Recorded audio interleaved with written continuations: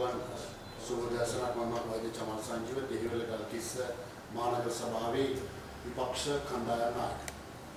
මම නගර සභාව වීඩියෝවට පස්සේ මුලින්ම විපක්ෂයේ කණ්ඩායම නායක විදියට සමගිජන බලවේගයේ සමග එකතු වෙලා පවත්වන පළවෙනි මාර්ග සාකච්ඡාව විශේෂයෙන්ම අපි කියන්න ඕන මුලින්ම सामान्य महानगर सभावल विपक्ष नायकत्व कंतुरක් නැති වුණාට අපි විපක්ෂයේ විදිහට එකතු වෙලා සමගිජන බලවේගයේ නායකත්වයේ යටතේ මහනගර සභා බල ප්‍රදේශයේ මහජනතාවට විදු කාර්යයන් ඉෂ්ට කිරීම සඳහා අපි නගරාධිපතිවරයා නිලවසින් දැනුවත් කරලා විපක්ෂ කණ්ඩායම් නායක විදිහට කටයුතු කරමින් තමයි මේ මොහොතේ සිටින්නේ.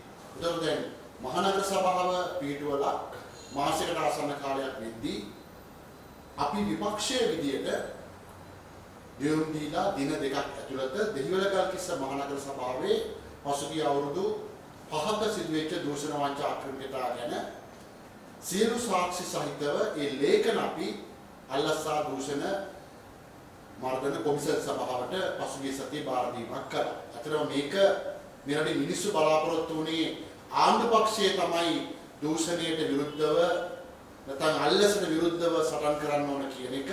හැබැයි ඊට විරුද්ධව විපක්ෂයේ විදියට විපක්ෂ කණ්ඩායම් නායක විදියට අපිට පුළුවන්කමක් ලැබුණා සභාවේ දියුම් දීලා ඊට පහුවෙනිදාම නගර සභාවේ පෞද්ගලික කාල විතර දූෂණ සම්බන්ධව අල්ලස් කොමිසමට පැමිණිලි කරලා විමර්ශන ආරම්භ කරන්න කියන පණිවිඩය රටට දෙන්න. ඒ වගේම තමයි අපි නගර සභාවේ පසුගිය කාලේ දූෂණ වංචා අක්‍රමිකතා සම්බන්ධව නගරේ පරිපාලනය සිදු කරන පුරපති අතුරු කණ්ඩායම ගෙන යන දූෂණ විරෝධී කටයුතු වලදී අපි ඒ නගරාධිපතිවරයාට අදාළ කාර්යය නීත්‍යානුකූලව සම්පූර්ණ කරන්න අවශ්‍ය කරන සහයෝගය ඉතාමත්ම පාරදර්ශීව ලබා දෙනවා. මොකද අපිට ඕන මෙරටේ මිනිස්සු බලාපොරොත්තු වෙච්ච අලුත් දේශපාලන සංස්කෘතියට අවශ්‍ය කරන විපක්ෂීය ආදර්ශය ලබා දෙන්න. මම එතනින් අද ප්‍රධාන මාධ්‍ය සාකච්ඡාවට අවතීර්ණ වෙනවා. අපි දන්නවා දැන් මේ ආණ්ඩුව බලයටපත් වෙලා මාස 8කට ආසන්න කාලයක් ගත වෙනවා. අයවැය ඉදිරිපත් කළ දැන් මාස 6ක් වැඩි කාලයක් ගත වෙලා තිබෙනවා.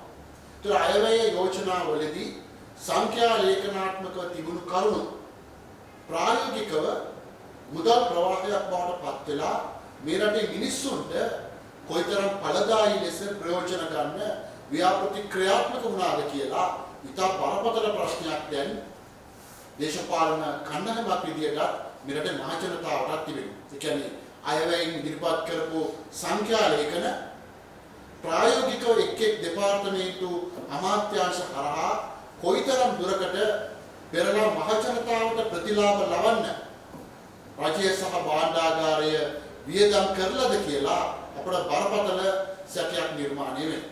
ඒ කියන්නේ මේ අයවැය සංඛ්‍යා ලේඛන මුද්‍රිත ලේඛන විතරයි ඒවා ප්‍රායෝගිකව ක්‍රියාත්මක වෙන බවක් අපට පේන්න ලැබෙන්නේ නැහැ. මේකට ගන්න පුළුවන් හොඳම උදාහරණය තමයි සෞඛ්‍ය පද්ධතිය. අපි දන්නවා සෞඛ්‍ය සඳහා ජනාධිපතිතුමා කිව්ව ඉතිහාසයේ නොවෝවිරු වැඩිම මුදල වෙන් කරන බව, ඖෂධ සැපයීම සඳහා බිලියන 160කට ආසන්න මුදලක් වෙන් කරමින් කිව්වා ආයි ඖෂධ හිඟයක් ගැන ඊන් කෙදිරි ගන්න එපා කියලා. හැබැයි දැන් සෞඛ්‍ය අමාත්‍ය නියෝජ්‍ය සෞඛ්‍ය අමාත්‍ය දෙන්න ඊන් කෙදිරි ගන්නවා රටේ සෞඛ්‍ය අර්බුදය ගැන. අද වන විට රෝහල් වල ඖෂධ හිඟය, ශල්‍ය උපකරණ හිඟය, රෝහල් සේවා පවත්වාගෙන යාමේ බරපතල අර්බුදයකට මුහුණ පාලා තිබෙනවා. මේ ආණ්ඩුවේ අයවැය ප්‍රතිපාදන වලින් එකදු රෝහලක්වත් සංවර්ධනය කරන්න රෝහලක බිත්තියක තාප්පයක තින්ත ටිකක් ගන්න පුළුවන් කමක් ලැබිලා නැහැ. ඒතර මේ දවස්වල විවෘත කරන්නේ උපකරණ මිලදී ගැනීම සඳහා සහ උපකරණ මිලදී ගැනීම රෝහල් පද්ධතියට හඳුන්වා දීම සියක සිදු වෙන්නේ ඊට පෙර රජයන් මගින් යෝජනා කරලා ක්‍රියාත්මක වෙච්ච වැඩසටහන. ඒ නිසා අර අයවැය තිබිච්ච මුදල් සෞඛ්‍ය අමාත්‍යාංශයට ගලාගෙන ආවනම් අද ඖෂධ හිඟයක් තියෙන්න බෑ. අද වලට ප්‍රතිජීවක ඖෂධ මිල දරාගත නොහැකි තරම් මිල වැඩි වෙලා තිබෙනවා. අක්ෂිකාක්ෂයක් ගන්න රෝගියෙකුට රුපියල් 35000ක් 50000ක් වියදම් කරන්න වෙලා තිබෙනවා. දැඩි සත්කාර එකක වෙන රෝගියෙකුට ඔහුගේ ගෙල ප්‍රදේශය හරහා ඇතුල් කරන අදාළ ප්‍රතිජීවක ඖෂධ හෝ රුධිර පීඩනය මැනබැලීමට භාවිතා කරන CVP ලයින් එකක් ගන්න රුපියල් 15000ක් 20000ක් වියදම් කරන්න වෙලා තිබෙනවා. රුධිර කාන්දුකරණය කරන රෝගියෙකුට, ඒ කියන්නේ ඩයලයිසිස් කරන රෝගියෙකුට අවශ්‍ය කරන අදාළ කැතීටර් සඳහා අපි කියනවා AVF needle කියලා රුපියල් 15000ක් 20000ක් වියදම් කරන්න වෙලා තිබෙනවා. ස්ටෙන්ට් එකක් දාගන්නවා නම් හෘද සත්කම් වලදී අදාළ ස්ටෙප් 3ම දානවා නම් අඩුම ගානේ ලක්ෂ 10ක් විතර අද වියදම් කරන්න වෙලා තිබෙනවා. ධනිස් ඇටයක් නැත්නම් ධනිස් ඇටය දාගන්න ලක්ෂ 3මාරක් 4ක් අද රෝගියෙකුට පුද්ගලිකව වියදම් කරන්න වෙලා තිබෙනවා. මේ වගේ තත්ත්වයකින් තමයි අර ජයවර්ධනපුර රෝහලේදී වාර්තා වුණේ ස්නායු ශල්‍ය කර්ම සඳහා අවශ්‍ය උපකරණ නොමැතිවීම, ඒවා රෝහලට දැනුම් නොදීම හා ඒ සම්බන්ධ චාවාරම ගැන. දැන් මේක තමයි සෞඛ්‍ය පද්ධතියේ ඇත්ත තත්ත්වය. ඒ කියන්නේ අපේ රටේ නිදහස් සෞඛ්‍ය ආරක්ෂා කරන්න මේ ආණ්ඩුවේ අසමත් වීම අපට පේන්න තිබෙනවා. මම හිතන්නේ අපි එක විනාඩියක් වැය කරලා අහන්න ඕන වර්තමාන සෞඛ්‍ය නියෝජ්‍ය අමාත්‍යවරයා පසුගියදා ප්‍රකාශයක් කරනවා. මේ ප්‍රකාශයට පොඩ්ඩක් සවන් දෙමු. මොකද මේක ලංකා ඉතිහාසයේ සෞඛ්‍ය භාර අමාත්‍යවරයෙක් කරපු අතිශයින්ම ආందోලනාත්මකම ප්‍රකාශයෙන් විදිහට මේක එකතු වෙනවා. මම කියනවා මේක ජනාධිපති අනුර කුමාර දිසානායක මහත්තයා හොඳට අහන්න ඕන ප්‍රකාශයක්. අපි මේක ඇතුලේ ඉතා බරපතල තත්ත්වයක් තිබෙනවා.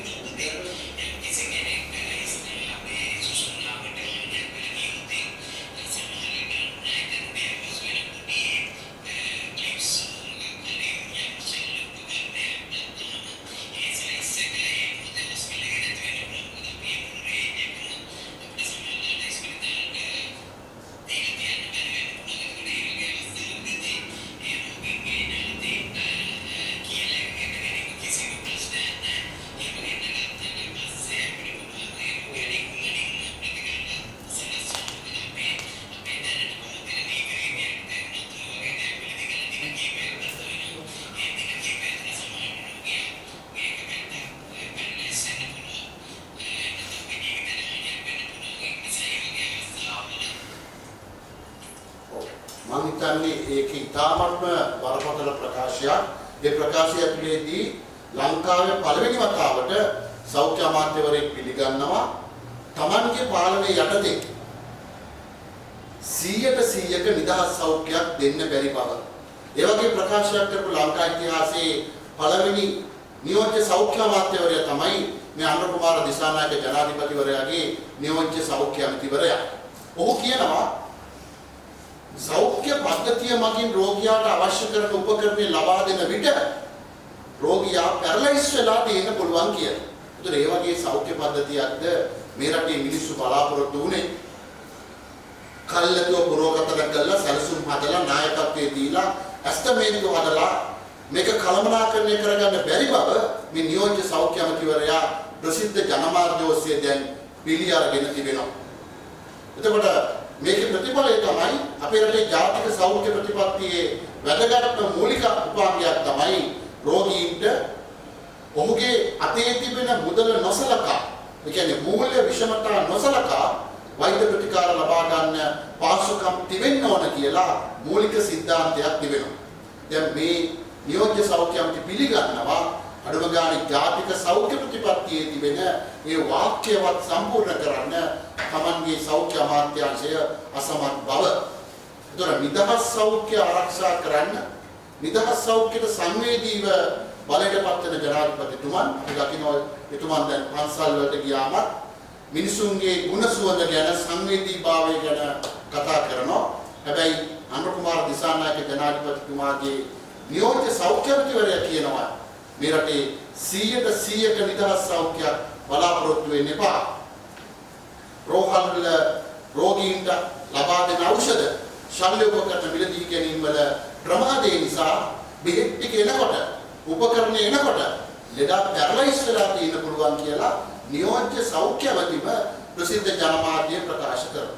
මම හිතන්නේ ජනාධිපතිතුමා මේක ඉතාමත්ම බරපතල විදිහට අරගෙන මේ නියෝජ්‍ය සෞඛ්‍ය අමාත්‍යවරයා කැඳවලා ඔහු මේ ප්‍රකාශය කළේ කාගේ අවශ්‍යතාවයක් මතද මේ රටේ නිදහස් සෞඛ්‍ය තවදුරටත් පවත්වාගෙන යන්න ආණ්ඩුව අසමත් බව වක්‍රාකාරයෙන් කියලා ජාත්‍යන්තර මූල්‍ය අරමුදලේ ප්‍රතිපත්ති සහ අදාළ නීති රාමු සතුටු කරන්නද කියලා එහෙම නැත්නම් ඖෂධ සමාගම් සතුටු කරන්නද කියලා විමසන්න ඕන. ඒ විතරක් නෙමෙයි අපි විශ්වාස කරනවා මේ වගේ බරපතල ප්‍රකාශයක් කරපු නියෝජ්‍ය සෞඛ්‍ය අමාත්‍යවරයෙකුට මේ රටේ තවදුරටත් නිදහස් සෞඛ්‍ය බාර දෙන්න ජනාධිපතිවරයාට කිසිදු සදාචාරාත්මක අයිතියක් නැහැ. මොකද මීට කලින් ලංකාවේ හිටපු උග්‍ර ධනේශ්වර ආණ්ඩුවල පවා හිටපු සෞඛ්‍ය අමාත්‍යවරු චක්‍රලේඛ නිකුත් කළේ කුමන හේතුවක් නිසාවත් වෛද්‍යවරු ඖෂධ සහ ශල්‍ය උපකරණ රෝගියාට මුදලට ගන්න අදාළ බෙහෙත් තුණ්ඩුව ප්‍රෙස්ක්‍රිප්ෂන් එක ලියන්න එපා කියලා. දැන් මේක කියනවා පිටතට එහෙම බෙහෙත් තුණ්ඩු ලිව්වට ඒක ප්‍රශ්නයක් නෑ.